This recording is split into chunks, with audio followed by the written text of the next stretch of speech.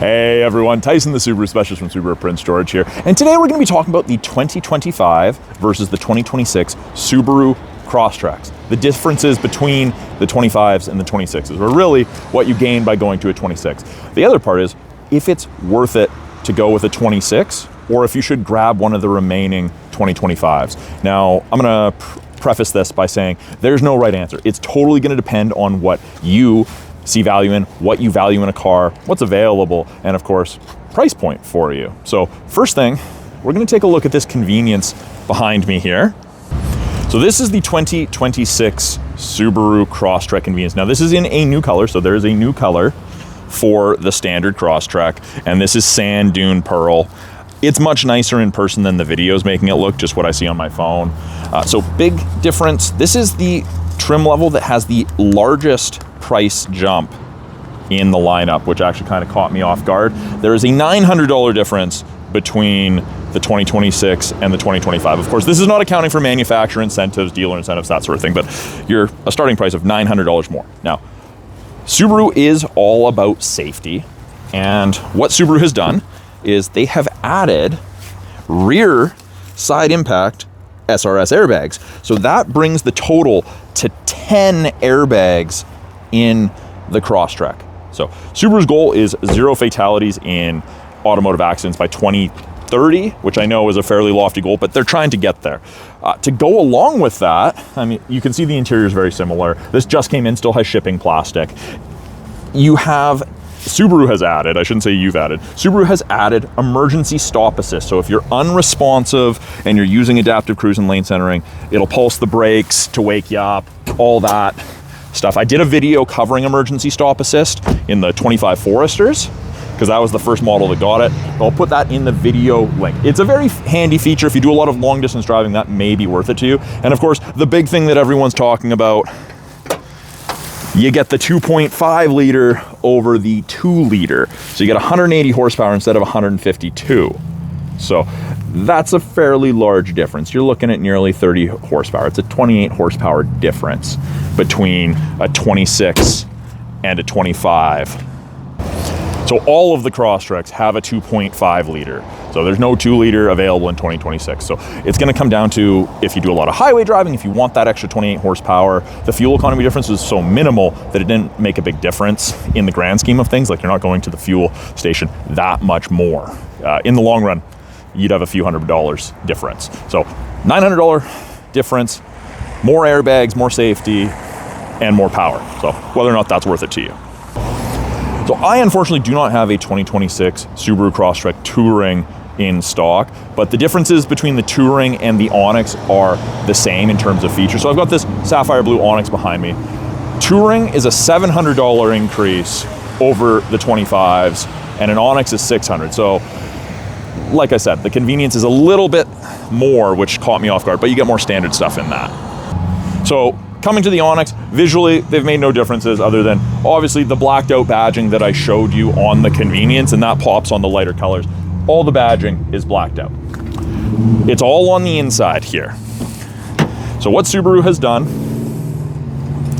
is they have added the driver focus system to both the Touring and the Onyx. So that's the system that will scan your face in. You'll occasionally see a little red dot there, and it'll tell you if you're distracted or if you're drowsy. It's very, very handy. It doesn't like polarized sunglasses. You can see it's right there trying to scan my face. The other thing that they've added the eyesight assist monitor, which is part of the eyesight system. So each light indicates a different piece of safety tech being active. And I did a video back in, I think, 2020, 2019 about the Ascent, because that was the first vehicle that got the eyesight assist monitor. So I'll include that in this video description as well. So those lights will flash and you'll have like a solid green light when adaptive cruise is set and the cameras can see a vehicle ahead of you. You'll have 3 if you can see the lines on either side of the road. So I'll include that because I can't get that to do that right now. These ones just came in, still shipping plastic, haven't been PDI'd. Then the last thing that Subaru's added to the Touring and the Onyx is emergency lane keep assist. So that works in conjunction with your lane centering and your blind spot detection indicators. If there's something in your blind spot and you signal and you still try to turn, there will be resistance to try to keep you in your lane. So it's important to note that Subaru's never gonna make it so that it's gonna rip the wheel out of your hand and put you back. So if you had to change lanes, make an evasive maneuver, you can still do that. There's a little bit of resistance, just like with the lane centering. If you intentionally try to go over that line, it's gonna eventually realize and that you mean to do it and release that. So that's kind of cool. We'll see how that goes. I haven't tested that out yet. That's only in the 26s so far. And I don't really want to scare someone else on the road by attempting to do that. Have them sit in my blind spot and try to change lanes into them. But in the future, I will eventually try that. I'll get comfortable with it. Maybe have someone that I know follow me and we'll do that.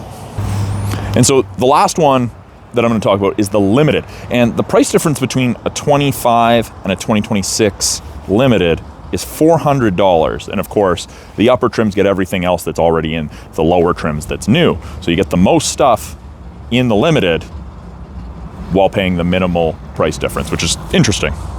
So this is the Limited. Of course, your blacked out badging on the back. It looks the same, other than obviously you can get it in the color. And you may notice I have a lot of the sand dune. We typically order heavy in the new colors because we think they're going to be the most popular. Unfortunately, Subaru did do away with offshore blue, which was the #1 selling color for us. But inside the Limited, and I can't really show you what the difference is that instead of a 3-month Sirius satellite radio trial, you get a 3-year Sirius satellite radio trial.